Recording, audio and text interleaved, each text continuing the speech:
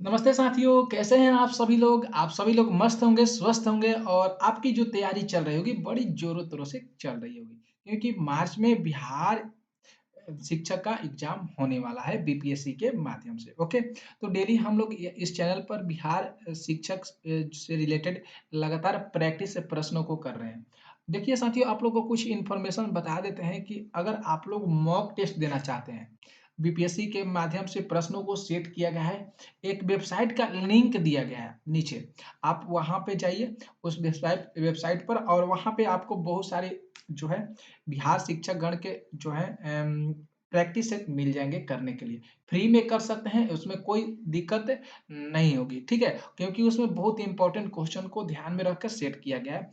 तो अभी उसमें काम चल रहा है, धीरे-धीरे काम चल रहा है, तो उसमें जितने भी प्रैक्टिस क्वेश्चन को दिया गया है, आप लोग जाइए और उस प्रैक्टिस क्वेश्चन को दीजिए, ठीक है?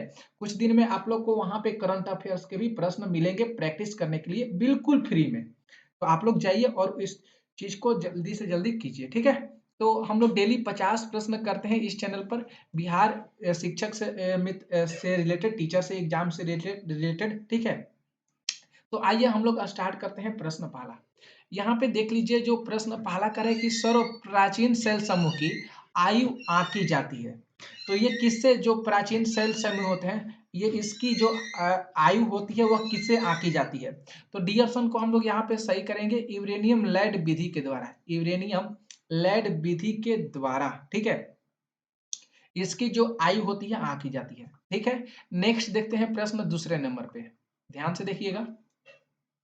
यहाँ पे जो दूसरा प्रश्न कर है कि मृदा संरक्षण वह प्रक्रम है जिसमें मृदा संरक्षण वह प्रक्रम है जिसमें मृदा को नुकसान से सुरक्षित किया जाता है। मृदा जो मिट्टी होती है उसको नुकसान से उसको सुरक्षित किया जाता है, वही मृदा संरक्षण का प्रक्रम होता है। तो डी ऑप्शन यहाँ पे राइट सही हो रहा है। आगे देखिए प्रश्न तीसरा। यहाँ पे देख सकते हैं जो तीसरा नंबर प्रश्न है कि टीरा रोसा का एक प्रारूपिक विकास उस भाग में होता है जिसमें बहुत अच्छा सा सुंदर सा प्रश्न आपके स्क्रीन पे है। ए ऑप्शन यहाँ पे सही होगा, चूना पत्थर होता है। टेरा रोसा का जो प्रारूपिक विकास होता है वह कौन सा होता है? चूना पत्थर का होता है, ठीक है? आगे चलते हैं प्रश्न हम लोग देखते हैं चौथा। चौथा जो प्रश्न है कि मोना लोवा एक उदाहरण है। मोना लोवा एक उदाहरण है, तो ये सक्रिय ज्वालामुखी का उदाहरण है। मोना लोवा किसका उदाहरण है?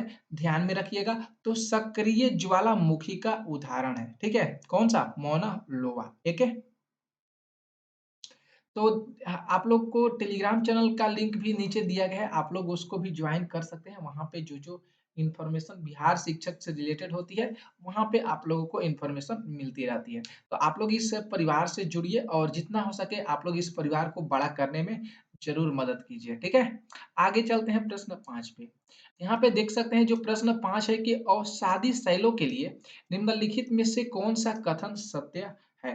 तो अवसादी शैलों के लिए देखेंगे तो ये शैलें जो होती है क्रिस्टलीय होती है। ये शैलें जो होती है वह क्रिस्टलीय होती है। तो यहाँ पे ये जो बी ऑप्शन हो रहा है ये सत्य हो रहा है। लेकिन बाकी ऑप्शन जो ए, सी और डी दिया गया है ये बिल्कुल क्या है? गलत है। ओके? आगे देखिए प्रश्न 6 नंबर पे। 6 नंबर ध्यान से देखिए कह रहे हैं कि टिन मिलता है, टिन मिलता है। तो ये मिलता है पाल्सर निक्षेपों से। यहाँ पे देखेंगे तो ए ऑप्शन सही होगा, टिन मिलता है तो पाल्सर निक्षेपों में मिलता है टिन, ठीक है? आगे चलते हैं प्रश्न नेक्स्ट नंबर देखिए 7। 7 जो प्रश्न है कि शिवालिका शैल समूह के दक्षिण में भामर क्षेत्र का उदाहरण एक बताना है। शिवालिका शैल समूह के जो दक्षिण में एक जो भामर क्षेत्र है, उसका उदाहरण देखना है कौन-सा इसमें से सही होगा। तो गिरिपद स्थिति का यहाँ पे जो सी ऑप्शन होगा, ये सही होगा गिरिपद स्थिति का, ठीक है?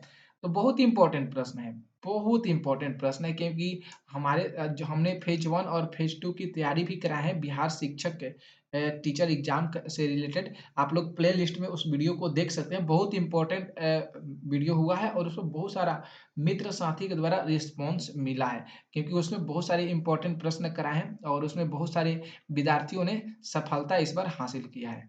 जो प्रश्न 8 देखिए कह रहा है कि द्वीपों का समूह लक्षद्वीप, द्वीपों का समूह लक्षद्वीप, ये जो है प्रवाल उत्पत्तिका है। द्वीपों का जो समूह लक्षद्वीप है, ये प्रवाल उत्पत्तिका है। आगे देखिए प्रश्न यहाँ पे जो देखते हैं प्रश्न 9 है, भारत विस्तृत है, भारत विस्तृत है। अच्छा सा सुंदर सा प्रश्न है, तो यहाँ पे डी ऑप्शन को हम लोग सही करेंगे, उपरोक्त में से कोई नहीं।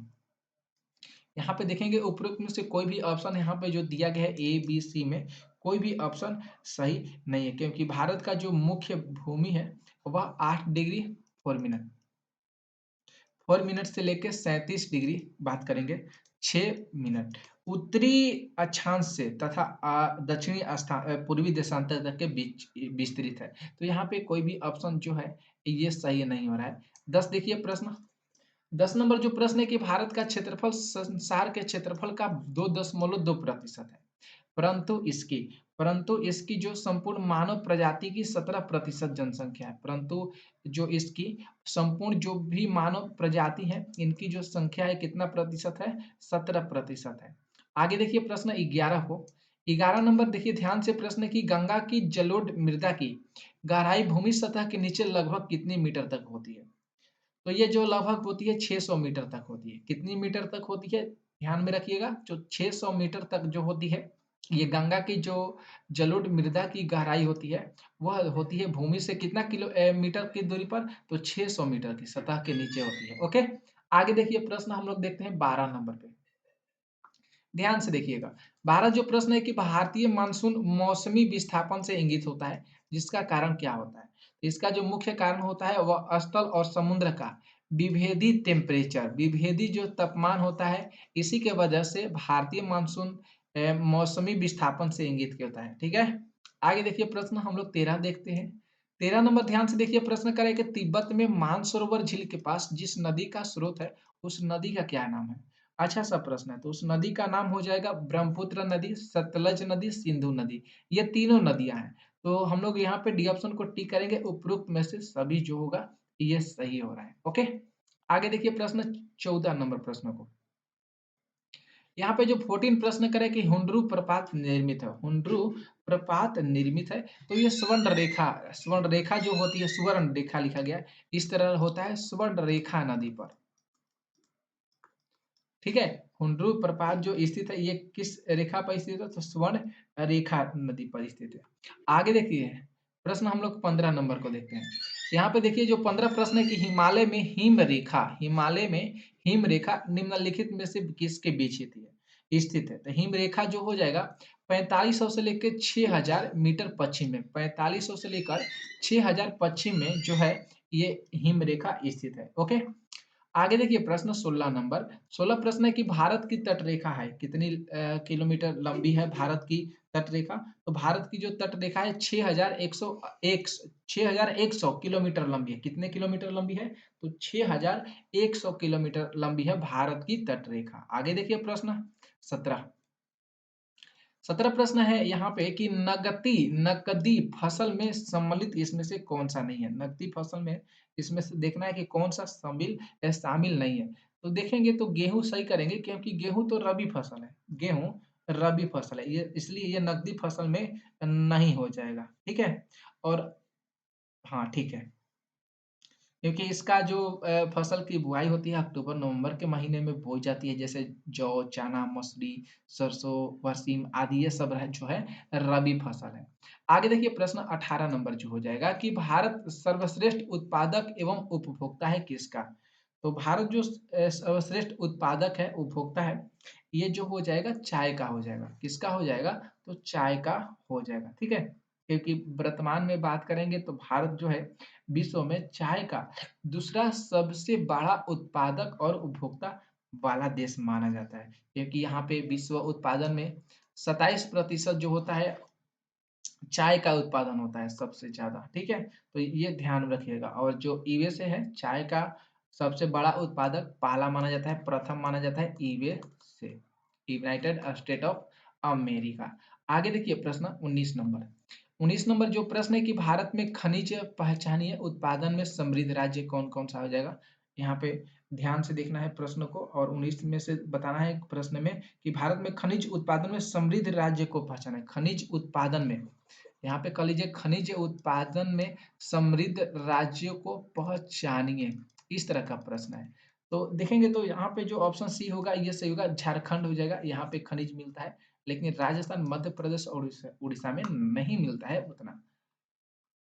ध्यान से देखिए प्रश्न 20 है कि भारत का प्रथम उर्वरक संयंत्र कहाँ लगा है। तो भारत का जो प्रथम उर्वरक संयंत्र है यह सिंदरी में लगा है। कहाँ पे लगा है दोस्तों? तो सिंदरी में लगा है।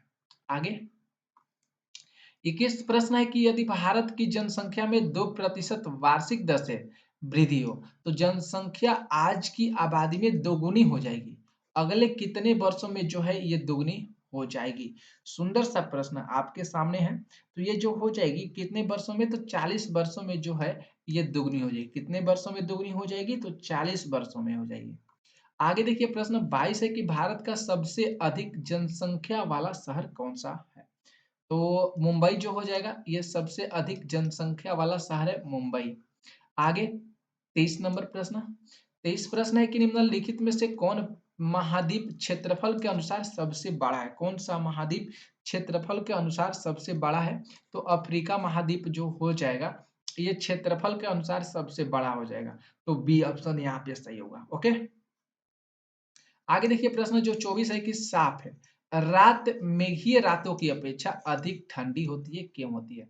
जैसे अभी हम लोग के तरफ ठंड पड़ रही है, तो देख देख रहे हैं आप लोग, जब बादल आकाश में रह रहा है तो उतना ठंडा नहीं लग रहा है, ये तो पता होगा। और जब आकाश में बादल हो जा रहा है, बादल नहीं रहता है, आकाश में बादल है तो ठंडा उतना नहीं लगेगा, लेकिन जब आकाश में बादल नहीं है, केवल साफ है, आकाश साफ है, तो उस समय जो ठंडा होगा बहुत क्या होगा? ज़्यादा लगेगा। क्या होगा? ठंडा बहुत ज़्यादा लगेगा। तो वहीं प्रश्न का जो ज़िक्र है 24 नंबर प्रश्न में किया है। तो विकिरण के कारण यहाँ पे सही हो रहा है ऑप्शन बी ऑप्शन यहाँ पे क्या होगा? सही होगा। 25 देखिए, यहाँ पे जो 25 प्रश्न है कि निम्नलिखित में से किस युग्म का मिलान जो है ये सही को दर्शाता है? तो बी ऑप्शन को हम लोग सही करेंगे। भूमध्य, यहाँ पे भूमध्य क्षेत्र जो हो जाएगा गरज के साथ वर्षा मध्याह्न में, यहाँ पे बी ऑप्शन सही होगा। भूमध्य क्षेत्र जो है ये गरज के साथ वर्षा मध्याह्न में, ये सही होगा। ठीक है, आगे 26 देखिए प्रश्न, यहाँ से अलग टाइप के प्रश्न आगे इतिहास के प्रश्न है।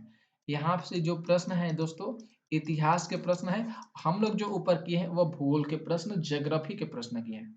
26 जो प्रश्न है कि भारतीय राष्ट्रीय कांग्रेस के दूसरे अधिवेशन की अध्यक्षता किसने की थी? तो दादा भाई नौरोजी ने की थी। किसने की थी? तो दादा भाई नौरोजी ने किए थे, जब बंगाल, ठीक है, सी ऑप्शन सही कीजिएगा। 27 देखिए प्रश्न ध्यान से, 27 जो प्रश्न है कि बंगाल का विभाजन कब हुआ था?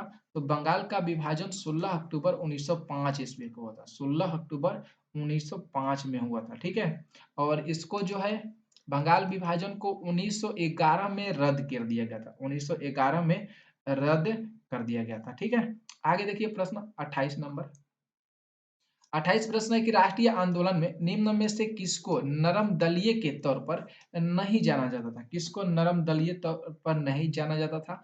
तो बाल गंगाधर तिलक को। यहाँ पे ए ऑप्शन को हम लोग सही करेंगे, बाल गंगाधर तिलक को नरम दलीय के तौर पर नहीं जाना जाता था। आगे देखिए प्रश्न 29, 29 नंबर प्रश्न है कि जनरल डायर को किसने गोली मारकर हत्या कर दी थी? तो जनरल डायर को जो है उधम सिंह ने गोली मारे थे। कौन मारे थे? तो उधम सिंह ने गोली मारे थे जनरल डायर को। ठीक है, कब? 13 मार्च 1940 में। डेट को भी याद कीजिएगा, 13 मार्च 1940 को लंदन में पंजाब के जो गवर्नर जनरल रह चुके हैं उनका क्या नाम है? सरदार उधम सिंह। तो उधम सिंह को जो है गोलियों से उड़ा दिया गया था जनरल डायर के द्वारा। आगे देखिए जो प्रश्न है 30 नंबर कि भारत छोड़ो आंदोलन का नेतृत्व किसने किया था? तो भारत छोड़ो जो आंदोलन का जो नेतृत्व किया गया था किसके द्वारा किया गया था? तो गांधी जी के द्वारा किया गया था। यहाँ पे जो हम लोग अगर बात करेंगे सही तरीका से तो महात्मा गांधी जी के द्वारा। ठीक है, यहाँ पे इनमें से ऑप्शन में तो कोई नहीं दिया, लेकिन जो भारत छोड़ो का नेतृत्व की बात किया है कि यहाँ पे जो भारत छोड़ो का नेतृत्व किसके द्वारा किया गया था? तो इस आंदोलन का जो नेतृत्व है किसी एक व्यक्ति का हाथ में नहीं रहता था, किसी भी व्यक्ति के हाथ में, एक व्यक्ति के हाथ में नहीं था। इसीलिए इनमें से कोई भी ऑप्शन जो है नहीं सही हो रहा है। लेकिन भारत छोड़ो आंदोलन का जो मूल प्रस्ताव जाता है वह महात्मा गांधी जी को श्रेय दिया जाता है। किसको? तो महात्मा गांधी जी को श्रेय दिया जाता है। ठीक है? तो इसलिए यहाँ पे डी ऑप्शन सही हो रहा है। 31 प्रश्न है कि करो या मरो का मंत्र किसने दिया है? तो ये बहुत अच्छा सा आप लोग को पता है, महात्मा गांधी जी ने दिया है। करो या मरो का नारा महात्मा गांधी जी। 32 नंबर प्रश्न है कि आजाद हिंद फौज की स्थापना कहाँ की गई थी? तो सिंगापुर में। सिंगापुर में आजाद हिंद फौज की स्थापना की गई थी। कहाँ पे? तो सिंगापुर में। कब की गई थी? तो 1943 में। क्रांतिकारी राम बिहारी बोस ने सिंगापुर में किए थे। आगे देखिए प्रश्न है कि 33 नंबर, भगत सिंह, राजगुरु और सुखदेव को यहाँ पे ये फांसी दी गई थी। भगत सिंह, राजगुरु तथा सुखदेव को जो है फांसी दी। कब फांसी दी गई थी? कब फांसी दी गई थी? ये प्रश्न में होना चाहिए। ठीक है, टाइप करने में कहीं से इधर से उधर हो गया है। तो ऑप्शन यहाँ पे जो हम लोग सही करेंगे ए ऑप्शन को। 23 मार्च 1931 को, 23 मार्च 1931 को फांसी दिया गया था भगत सिंह, राजगुरु और सुखदेव को। 23 मार्च 1931 डेट याद कीजिएगा, इंपॉर्टेंट है। 34 प्रश्न है कि कैबिनेट मिशन की अध्यक्षता किसके द्वारा की गई थी? कैबिनेट मिशन की अध्यक्षता सर पी लॉरेंस के द्वारा किया गया था। कैबिनेट मिशन की अध्यक्षता सर पी लॉरेंस के द्वारा किया गया था। 35 नंबर प्रश्न, इनकलाब जिंदाबाद का नारा किसने दिए थे? तो यहाँ पे जो इनकलाब जिंदाबाद का नारा भगत सिंह के द्वारा दिया गया था। किसके द्वारा दिया गया था दोस्तों? इनकलाब जिंदाबाद का नारा तो भगत सिंह के द्वारा दिया गया था। ठीक है? और मोहम्मद इकबाल, यहाँ पे जो मोहम्मद इकबाल दिख रहे हैं, इन्होंने कहा था सारे जहां से अच्छा हिंदुस्तान हमारा। और महात्मा गांधी जी के बारे में तो पता है, ये भारत छोड़ो आंदोलन का दौरान दिए थे, जब अंग्रेजों भारत छोड़े थे। ठीक है? और करो या मरो तो महात्मा गांधी के द्वारा ही दिया गया है। आगे देखिए प्रश्न जो 36 है। 36 प्रश्न है कि कुंवर सिंह ने 1857 के विद्रोह का नेतृत्व किस प्रांत में किए? किस प्रांत से किए? हम किस प्रांत से किए हैं? ये प्रश्न में है। तो किस प्रांत से किए हैं? तो बिहार से किए हैं। कहाँ से किए हैं? तो बिहार से किए हैं। 37 नंबर प्रश्न ध्यान से देखिए, आपके सामने है कि मुंडाओं ने विद्रोह खड़ा किया था। मुंडाओं ने विद्रोह जो है 1899 में शुरू किया था। कब खड़ा किया था? तो 1899 में। 38 नंबर प्रश्न ध्यान से देखिए। 38 नंबर प्रश्न है कि 7 दिसंबर 1942 को, 7 दिसंबर 1942 को श्री योगेंद्र शुक्ल कहाँ लाए गए थे?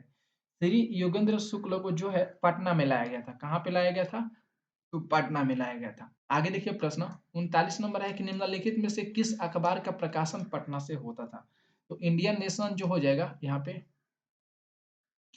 पे इंडियन नेशन का लीजिए। इंडियन नेशन का जो प्रकाशन है, ये अखबार है, यहाँ कहाँ से होता था? तो पटना से होता था। 40 नंबर देखिए प्रश्न जो है कि जगत नारायण लाल को किस जेल में भेजा गया था? तो जगत नारायण लाल को बौकीपुर जेल में भेजा गया था। किस जेल में? तो बौकीपुर जेल में भेजा गया था। 41 नंबर प्रश्न देखे जाए, रामचंद्र शर्मा किस गांव से थे? तो रामचंद्र शर्मा जो थे, ये किस गांव से थे? तो यहाँ पे अमहारा गांव से थे। किस गांव से थे? रामचंद्र शर्मा अमहारा गांव से थे। 42 नंबर प्रश्न है कि श्री नरसिंह नारायण क्या थे? तो श्री नरसिंह नारायण एक समाजवादी नेता थे। ये ऑप्शन यहाँ पे सही होगा। कौन थे? तो श्री नरसिंह नारायण तो एक समाजवादी थे। ओके, आगे देखिए प्रश्न 18, यहाँ पे 43 नंबर।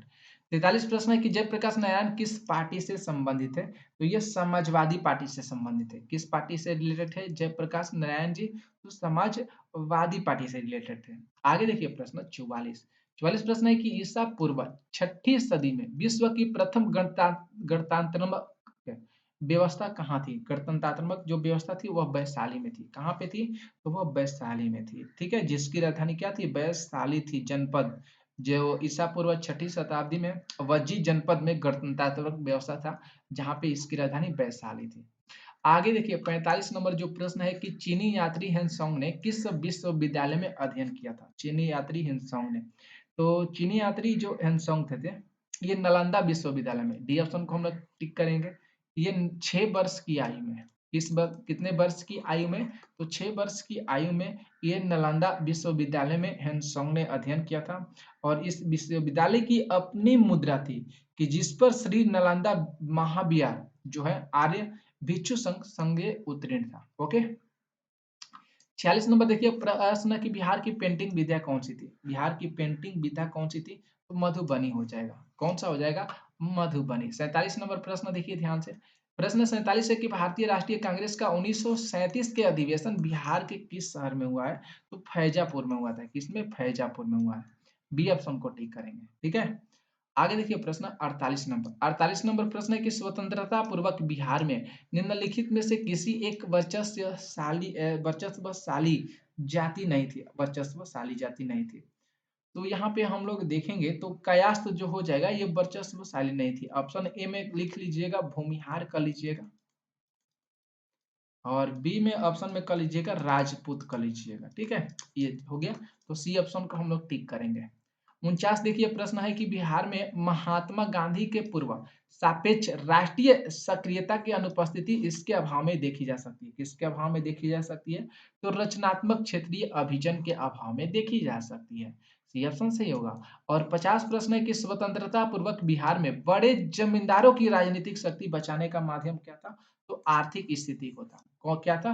तो आर्थिक स्थिति। 50 प्रश्न किए हैं हम लोग। कैसे लगे आप लोगों को क्लास जरूर कमेंट करके बताइएगा और जितना हो सके आप लोग इस वीडियो को शेयर भी जरूर कर दीजिएगा। ठीक है, तो मिलते हैं नेक्स्ट वीडियो में। और आप लोग मॉक टेस्ट जरूर दीजिए। फ्री में मॉक टेस्ट आप लोग को उपलब्ध कराया जा रहा है इस चैनल से के माध्यम से, तो आप लोग जरूर देखिए। ठीक है, तो मिलते हैं नेक्स्ट वीडियो में। तब तक के लिए जय हिंद, जय भारत।